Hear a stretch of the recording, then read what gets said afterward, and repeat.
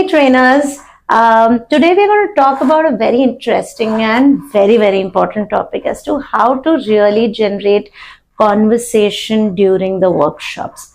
Right now, when we are being the facilitators, a lot of time we don't own the room. So I'm going to share a few tips and tricks that I have, which I've learned over a period of time, and see, you may be doing a lot of them, you may not be doing some of them. Pick them up and run with it, right? So the first trick that I have learned as a part of being a facilitator is owning the room. And when I say owning the room, it means that first thing, so when you walk into the training room, right, first thing in the morning, it is very important for you to mark your territory. Now, when I say marking your territory, it means that you have to reach 40 minutes or whatever time before the participants. Even if the participants, one or two, may already be seated, really doesn't matter. You know how a lion enters a room, right? I would want you to walk to every corner of the room, right? So come in, decide, just walk to that corner, then that corner, then that corner, then that corner, then see and stand and see when you are standing at a particular place. How do these audience look? How do these audience look? Change the tables if you think that, okay, this is not making sense, I'll not be able to see these guys, or that table might not be able to see me. Change the settings such that every single person on every single chair is able to see you, right? That's when you have a big room. When you have a smaller room, still make sure that the tables are more in a zigzag way, because if somebody can't see a facilitator, they can't really be engaged in a workshop. So that's number one trick. Own the room, make sure that every single person in the room is focused on you, right? That's one. The second thing is movement. I think a trainer needs to move. Like I'm dancing right now, you don't need to dance, but the whole idea is, and NJ, probably you need to move the camera right now along with me. But what is important is that whenever you're debriefing, sometimes we get too occupied in what we are trying to say, right? It is a very good idea for you to move to one side, talk to those people, right? Then again, when while you're here, you're looking at this audience, but it's a great idea to sort of point your toes to two sides, right? Because body language wise, wherever you're pointing your toes is where you are concentrating. So even if you're not directly looking at these people, but if you just point your toes there, right? It's a fabulous thing. Move, like when you are talking, move from one corner to another, to one table. Like sometimes when I'm debriefing, I'll also go in the middle and the center and say, okay, what do you think? And what do you think? That's a great way to engage, right? So that is the second trick that I have learned is movement.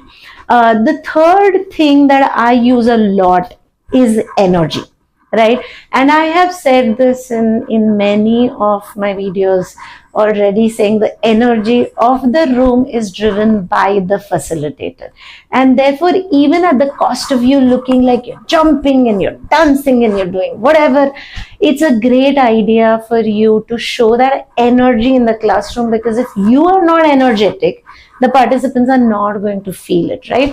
And therefore it's a great idea for you to be like, you know, like you've just had like a lot of coffee and like a lot of sugar and like that, right? Bring in that into the workshop, because that is where it's driven to. That's where the whole energy comes from. Now this is all body, right? But also from a questions perspective, one is keep on shuffling the groups. So if it's a 4-hour workshop, shuffle the groups at least 2 times. If it's a full day workshop, shuffle the groups at least 4 times. So for every 2 hours, one shuffle is how you need to plan it, because when people are moving around and they're meeting new people, it's a much better idea. So we would prefer that, especially when you're doing a Ahan workshop. You may be doing it with your other workshops also, but especially when you're doing an Ahan workshop, make sure to keep on shuffling people, one shuffle every 2 hours, right? Force people to sit with new people, because the dynamic changes. That's another way of developing a lot of communication in people, right? The other way of, so we do a lot of debriefs, right? Now, some questions which help me make the debriefs better, right? One of the question is, of course, what did you think? How did you feel? How did you go about it? Are things that we bring in to get the debrief. One of the questions that I love to ask is, okay, so how is this workshop, this activity or this game or this learning similar to your workplace? Right now, when you ask this question saying, how is this similar to your workplace? Automatically people start thinking about the activity and saying, okay, this is how it's similar to the workplace. Another question that you can ask is, how are you going to implement this at workplace? Or has something happened in your workplace which is similar to what you just saw in the activity? You know, so whenever you are trying to collaborate or corroborate activity, draw parallels to from an activity to actual work life, it's a great idea for you to ask these 3-4 questions. If you have nothing else, just say, okay, how is this similar to your workplace? How are you going to implement this at workplace?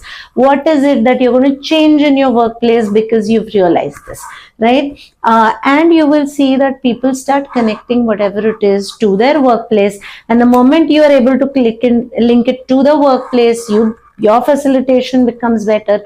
People start thinking, talking about it, and they go back to the thing saying that, oh, the trainer gave me 2 ideas to implement this at workplace, right? So that is another way to drive conversations. One more trick that I use in order to drive conversations is that after maybe 2 shares, I say, okay, so those people who have not spoken at all till right now are going to share. So I say, okay, every table, just select that one person who's not spoken till right now, right? So that people who are least expecting will need to speak and they'll start paying attention. The other thing is that if you're 4 or 5 tables, right, there's always this one chatty, chirpy, high energy table who wants to share and do everything first, right? So whenever you're doing like a sharing session, begin with the table which is the least talkative or least interested, right? And engage with them. I think sometimes as facilitators, when we see a disconnect in a room where we feel that, अच्छा ये जो set of people है वो मुझे ध्यान नहीं दे रहे, right? And you feel a little unhappy about it. I know how that feels. But the idea is for you to engage them, and therefore you have to focus on them. Like, अरे बहुत time से बात नहीं किया है, चलो अभी बात करते हैं. अच्छा सर, आप तो कुछ बोल ही नहीं रहे हो. You know, what are your thoughts on this? आपने ऐसा पहले कभी किया है क्या? Like get that out of them. Another trick that works for me is the whole English thing, like reading the room and becoming casual, right? In terms of just doing Hindi words, just saying something nonsensical once in a while, right? Or just like saying, अरे ये तो अपना, you know, जो बात, like I like to say this, that जो बात हिंदी में वजन feeling आता है वो इंग्लिश में नहीं बोल सकते हैं. So is it okay? Like you know, like being that person who's not the facilitator, but somebody who connects with me, and I think that is another thing that that can drive conversation.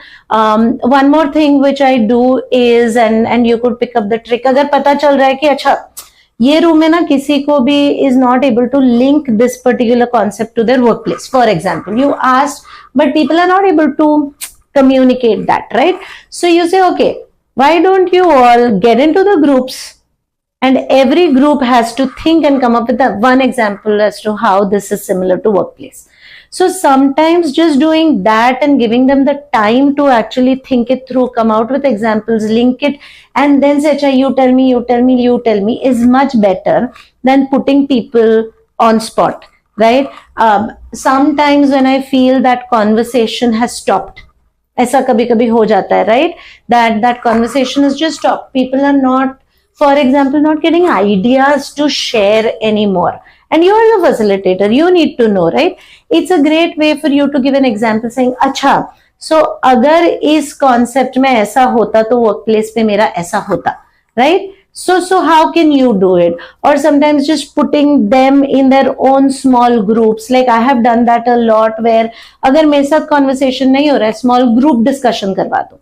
5 minutes quick group discussion saying, hey, discuss this and then come back, discuss that and then come back, like that, and then you'll be able to drive a lot of conversations. These are all the tips and tricks that I utilize. I'm hoping you got at least 1 or 2 new things that you're not doing. All the best. Have fantastic workshops. Don't use PPTs. Create a lot of interaction. See you soon.